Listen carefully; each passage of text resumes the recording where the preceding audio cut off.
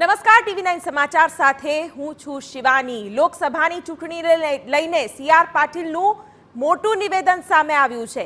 અમદાવાદમાં યોજાયેલી બૃહદ બેઠકમાં કાર્યકરો સમક્ષ CR પાટીલનું નિવેદન અને સતત ભાજપ જ્યાં ગુજરાતમાં લોકસભા ચૂંટણીને લઈને એક્શનમાં જોવા મળી રહી છે તેવામાં CR પાટીલનું કાર્યકરો સમક્ષ નિવેદન। તેઓએ કહ્યું કે મારી લોકસભાની ટિકિટ પણ નક્કી નથી। આ નિવેદન CR પાટીલે કર્યું છે। પાટીલના સૂચક નિવેદનથી ભાજપમાં અનેક તર્ક વિતર્ક પણ થઈ રહ્યા છે। સંવાદદાતા કિંજલ મિશ્રા આ વિશે વધુ વાત કરી રહ્યા છે। કિંજલ, એક તરફ CR પાટીલની ગુજરાતમાં ભૂમિકા જેની મહત્વતા શું છે તે આપણે સૌ જાણીએ છીએ અને ખુદ પક્ષ પણ જાણે છે, પણ તેની વચ્ચે જ્યારે આ નિવેદન CR પાટીલ કરે છે, કઈ રીતના સંકેત અને શું તર્ક વિતર્ક? जी देखो, खूब ज सूचक निवेदन करवामां आव्युं छे। CR पाटील द्वारा खूब ज सूचक निवेदन करवामां आव्युं छे।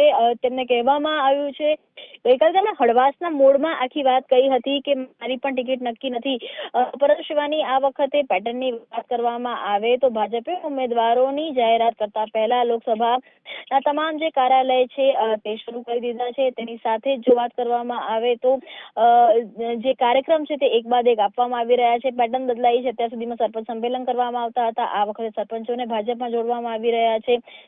તમામ વિપક્ષમાંથી એવા લોકો કે જે વોટિંગમાં વધારો કરી શકે એવા તમામ જે લોકો છે તેમને ભાજપમાં જોડવામાં આવી રહ્યા છે। આવતીકાલે હજુ 2000 લોકો ભાજપમાં જોડાવાના છે। જો ગુજરાતની વાત કરવામાં આવે તો ગુજરાતમાં હંમેશા નવા પ્રયોગો છે તે થતા હોય છે।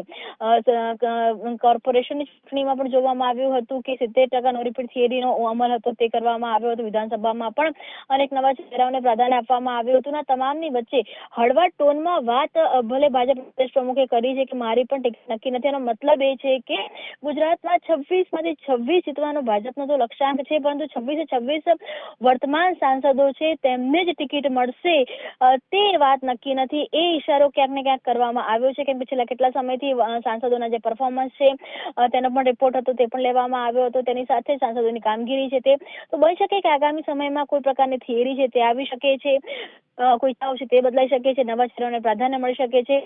50% મહિલા અનામતની વાત કરવામાં આવે છે। હાલાકી તેને કાયદો બનતા હજુ વાર લાગશે, પરંતુ ગુજરાતની અંદર બની શકે છે કે તે પણ અમલ થઈ શકે છે। તો આવા અનેક સ્પેક્યુલેશન્સ છે અને જ્યારે ખુદ ભાજપ પ્રદેશ પ્રમુખની વાત કરવામાં આવે તો ગુજરાતમાં 156 બેઠકો જીતવાનો જે શ્રેય છે ક્યાંક ને ક્યાંક ભાજપ પ્રદેશ પ્રમુખની જે રણનીતિ હતી તેને લીધે હતું, જે પ્રકારની પેજ પ્રમુખની વાત કરવામાં આવી હતી। અને ગત લોકસભાની અંદર સૌથી હાઈએસ્ટ લીડથી જીતનારી જો કોઈ લોકસભા હતી તો એ નવસારી હતી, પરંતુ પ્રદેશ પ્રમુખની તે ભૂમિકામાં છે અને એ કહી કે પાણી પહેલા પાળ બાંધવાની વાત માનવામાં આવે છે। ભાજપ CR પાટીલની વાત કરવામાં આવે તો તેમને લગભગ ટિકિટ તેમની કન્ફર્મ જ છે, પરંતુ 26 જે સાંસદો છે તે ફરીથી ઉમેદવાર બનશે તે કન્ફર્મ નથી। અને કદાચ એ તરફનો જે ઇશારો હતો એ સાંકેતિક ભાષામાં પ્રદેશ પ્રમુખ CR પાટીલે કાર્યકર્તાઓને કર્યો તો અમદાવાદની બેઠક હતી, સ્વાભાવિક રીતે આ જે વાત છે તે અમદાવાદ પૂર્વ પશ્ચિમના જે સાંસદો છે તેમને લાગુ પડે છે, કેમ કે જયારે ગાંધીનગર લોકસભાનું જે ઓફિસનું ઉદઘાટન હતું કાર્યાલયનું, ત્યારે એવું સ્પષ્ટતાથી CR પાટીલે કહ્યું હતું કે